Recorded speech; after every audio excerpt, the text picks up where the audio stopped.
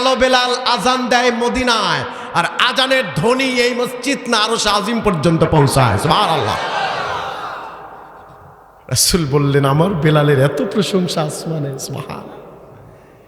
নবীজি আমার যুদ্ধের ময়দান থেকে আসলেন।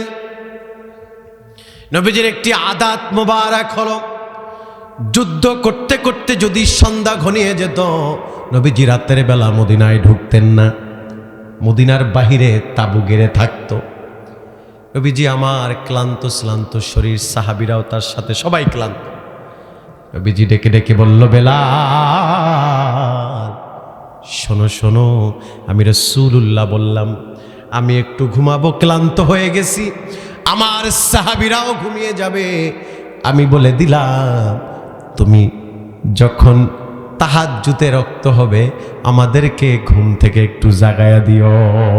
সুবহানাল্লাহ। যুদ্ধ কিন্তু বেলালও করছে, কিন্তু রাসূল যেটা জানে আমরা সেটা জানি। রাসূল জানেন যে এই দায়িত্বটা কাকে দেওয়া লাগবে। সাহাবীরা ঘুমায়া গেছে টান টান, নবীজিও ঘুমায়া গেছেন। গভীর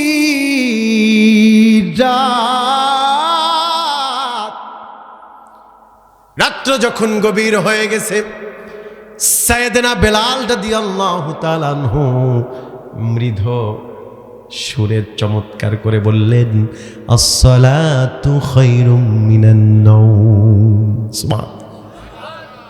ডাক দিলেন, নবীজির ঘুম ভেঙে গেল, সাহাবীদের ঘুম ভেঙে গেল, সবাই তাহাজ্জুদের নামাজ পড়ল।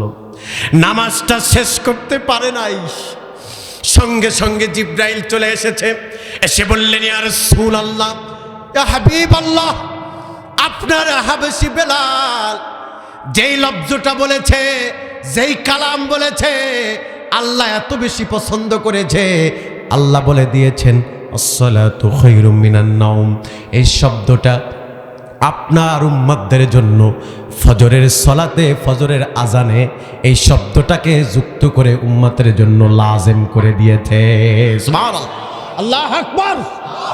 বেলাল বলেছে আসসালাতু খায়রুম মিনান নাওম, আল্লাহ বলছেন এই কথা বৃথা যাবে না, রাসূলকে গিয়ে বলে দাও বেলাল যেটা বলেছে ওটা যেন কিয়ামত পর্যন্ত তার উম্মতেরা যখনই ফজরের আজান দিবে, আজানে যেন এই শব্দটা যুক্ত করে। সুবহানাল্লাহ, আল্লাহু আকবার।